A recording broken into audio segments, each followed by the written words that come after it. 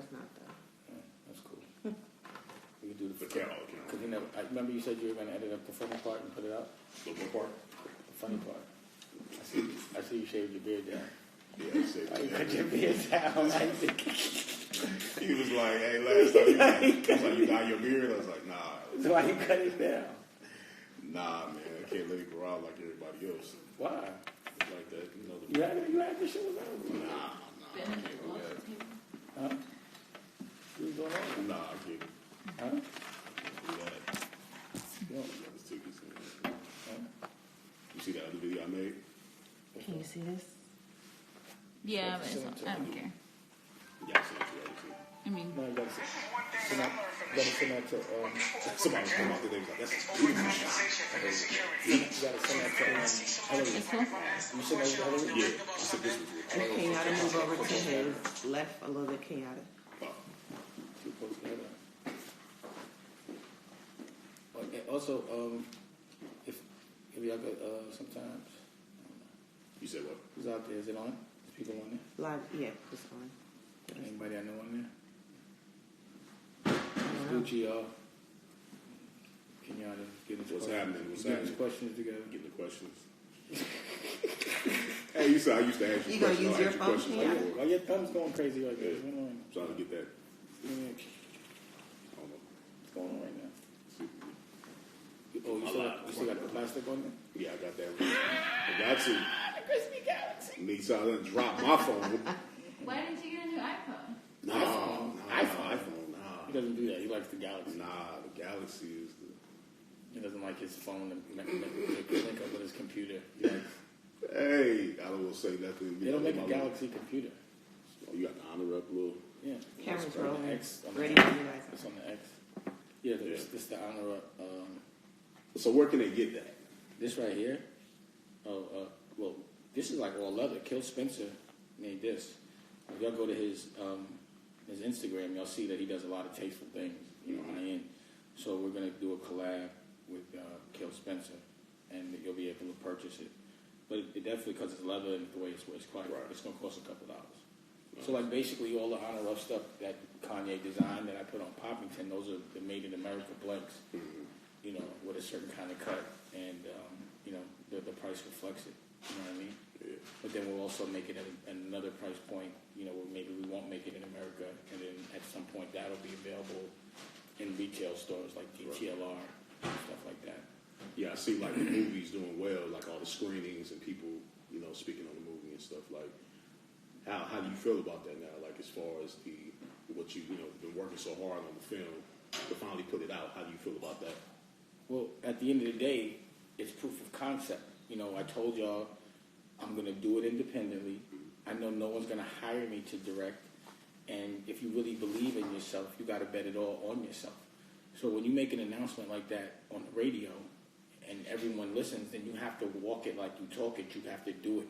Like, it kills me to hear all these people tell people how to get money, and they ain't getting no money but from telling people how to get money. You understand what I'm saying? Yeah. So, but if I'm going to say, look, bet on yourself, I can't just say it, I'm going to show you, so I bet on myself. And I said, you don't have to have any compromise. You could do it just as big as they can. And I still own the movie, but it still got distributed through Lionsgate. I was still able to put it in the theaters, but I always told you I had a different business model. My business model was to put it in the theaters, but have that direct-to-consumer relationship, and we started with television. Yeah. So basically you're able to buy a ticket from your house. You rent the ticket, you buy a ticket from your house. Man. But, for those that can't go to the theater anywhere else on the planet, or at least in America, they could just order it on Amazon, on iTunes, on cable, on demand, on your regular television. There's no reason why you can't get it.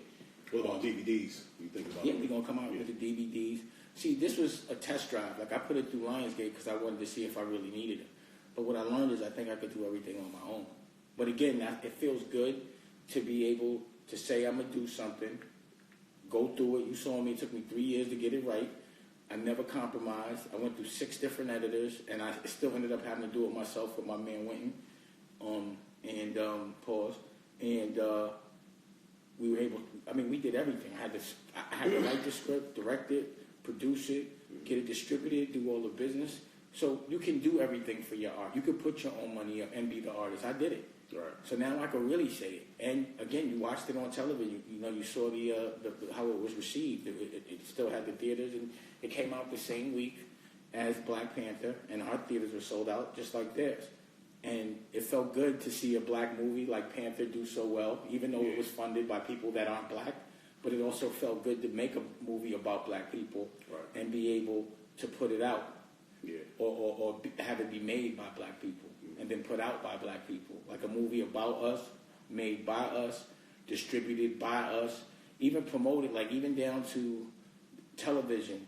I was able to exclusively do it with Revolt, and that's black owned. That's Puff's. It's Puff's thing, and it was great to see us working together on some level. Yeah, because I saw him hit you up on Instagram. Yeah, they didn't have, it's it's funny where, like, the honor, or when the people that do the right thing, like, I would have never expected of my whole circle of people that I put into business that it would have been Kanye to be the first one to do the right thing, as far as just, helping out, even though it's not without too much exposure, because I make it kind of easy, you know what I mean? And then to see, like, the only person that's really on another level, embracing it or the only television network was Puff. Like, who would have thought? You know what I'm saying? And the way Revolt covered all of our screenings. And what I liked was we were able ourselves to do screenings all over the country. So on the same day, we had one in Vegas, one in Philly, one in New York. You know what I mean? We did a couple in L.A. You know what I'm saying? Like, we did them all around Philly. Oskino did one in Philly. Jay Black and Bootsy did one in North Carolina. Daniel and the rest, everyone from Harlem. Smoke Dizza, Mook, all of them did their screenings in New York. They still doing screenings. You know what I mean? Like, they had it clicking. It's funny because in the chapter Film Game, Coach Roach's book, you talked about it was at the time when you had first started filming and getting the footage you needed. And when you came back to LA and you talked about how on set you were actually recording music. As soon as you finished the scene, you would just record some music and keep the vibe going. Well, that was a cool strategy. I thought that was a dope strategy. Well, what I do is, in my take, I'll get my take for the movie, the acting, and then I'll get a take and shoot the video. Nice. Right there, because I got the lights and movie cameras, like, why not? And if I got artists, playback, let's go. And then if I have some comedians on there, I do the parody, having it put out the comedy version. And then you also notice that I also edited up and was putting out the behind the scenes. So we were also able to aggregate just as much content as what they would do, probably even better. Because they don't usually have the soundtrack shot like that with movie cameras and all the commercials and all the behind the scenes and all the things that come with it. So I thought our social media game was what we targeted, and we just flooded it with content. You know what I'm saying? And then the fact that they even, reviewed it in the New York Times was a big deal. Like, for them even acknowledge it was a big deal. This was something I shot with my homies, you know what I'm saying? Right. It was professionally done, but it was really just, I wanted to work with my bros. And it ended up getting reviewed in the New York Times. And the New York Times, they destroy people that have made a lot of movies and that have, regularly big budgets, like $120 million and $120 million to promote. And they chop them down. They're brutal. And they said some decent things. So, like, who would have thought this movie would have ended up in the New York Times, and I'd see a picture of my OG and Stacey Dash in the LA Times. You know what I'm saying? And, it's just crazy. So it all kind of worked out better than I would have anticipated. And I was really practicing. You know what I'm saying? But I have another movie on deck, The List, that's shot and ready to come out. And now I'm going to figure out how to put that out. And I'm about to start a new one, so I'm not going to stop. And that's not coming through Lionsgate, The List? I don't know, man. You know what I'm saying? Like, I just think I'm going to think it through, and we'll see what opportunities really present themselves. But I just feel like I could do it all myself. Like, I could put it in 20 theaters. It's not hard. You know what I'm saying? And I could put it on demand. I could do that myself. DVDs. I mean, I think the model works. Right. But I guess I kind of thought it was important to put it through a major distributor, just so people would respect the fact that the movie's that good that it could be. Like, it's not some, like, little bum movie. You know what I'm saying? And then the reception that Kanye gave and designing the merch and all the support that comes with that. You know what I mean? Like, they doing photo shoots in Switzerland for, like, for the merch. Like, people are inspired by it. And then the fact that people are getting the message is a big deal as well. Right. The fact that they're coming out and they're like, on up. And it's funny because anyone that I feel feels a way about it, to me must be like a snitch. You know what I'm saying? Like you can't look at that movie and say that you don't, if you pretend you don't get the message, then there's something that's not right about it. That snitching disease. It just means something ain't right. You know what I mean? Because you're not happy with the fact that something's being presented that you're not, and that it's being embraced and it might have been violated. So it is kind of like, you know, it's funny to see who's gonna really be screaming on her up. Damn. Hold on. You know who's gonna really be screaming on her up. Yeah. You know what I mean? Oh, let me just. You know, no other questions for me? Yeah, so, and then too, you know, we dropped the book, Culture Vultures. Shout out to everybody that grabbed the copy. You know, Rocky did the layout and the artwork. It was a task. It was The same a thing. lot of work. We were working It was a on lot of Culture work. Vultures, and that's another thing. I don't even know how you not can come out with that. Congratulations. We did the book. We put it out ourselves. Yeah. We did everything ourselves. Independent. Completely Strictly independent.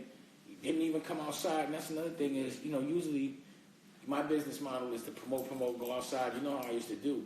But I'm on this tip where if the work is good, they're going to come to you. Right. You know, they're going to find you. If the work is portable, they're going to line up for it. And I don't have to go outside. So actually, all of the stuff that we've done, I still really haven't left the pool. You know, I've been able to architect my life where we can do all these things independently, no compromise, no compromise of quality of living, right. and be productive and still be And productive. it's a good product, man. It's a good product. I would have to say. I mean, I read it, of course, myself after it was put together. I remember the first time we listened to the audiobook, what happened with you, remember? Oh yeah, What happened? I teared up. It wasn't like a tear up. It was I like, was like, no, it wasn't like a boo-hoo cry. it was like a boo-hoo. It was a tear up because Rocky had the This is camera. the part that Rocky doesn't had make, the camera. you'll all never over see the this cut. edited up right here. Yeah, You know what I mean? But because I know if you take this, you're gonna go ahead and put that. Well, what I'll footage do in. is Yeah. I'll talk about it and you'll Yeah. deny it, and then I'll go get the No. footage, and then It I'll wasn't show like it, that. I'll put it together. The first chapter that you hear, yeah, I teared up when I heard that because it was like it was actually it's like you know, business is like giving birth to a child. Like when you start anything, just like you say in the book, it's an Something interesting we love. feeling. Yeah. The thing that I like is that people are receiving the audiobook as if it's an album. And the book. Yeah, So the comments that I'm hearing is I was listening to it while I work out or while I drive to work, and so you're getting it and receiving the message regardless in an auditory experience, and it doesn't probably feel like being taught. It probably feels like you're being entertained, but at the same time gaining something. And it's only 16 chapters, and it's 40 in the book. So if you notice, the things that I've been doing lately have been entertaining, but they're more for the evolution of your soul. Exactly. You know, like at this age, if you have a platform, you know, and I'm going to monetize something, I don't want to like make money off things that aren't good for other people spiritually. Yeah. You know, I don't want to make money off other people being insecure or other people wanting a life that they can't afford or teasing people. What I'm going to do is I'm going to tell you the problem and I'm going to give you the solution, and I'm going to do it based on my experience. I hate when somebody just tells you about a problem, gets you aggravated about it, and then doesn't tell you how to fix it. Right. And that's what I don't like when you monetize anger. I've always hated that with people's business models that'll monetize frustration and keep revisiting the past all day. And we're not living in the past. We're living in the future. They're not evolving. Like I think it's important to recognize your past, but I don't think you should use it as weight to hold you down. I think it's just so you know what moves to make so that you don't have the same situation happening for you or other people. But I'm not going to sit around and be angry about it. Most of the people that did the injustices of back in the day are dead. You understand what I'm saying? So people are still carrying it on. But like, what I'm going to do, get mad at motherfuckers' grandparents, grandkids, and not do nothing because of it? It's just, let's plan accordingly and let's move forward. So just like this movie, I spent a lot more money than I had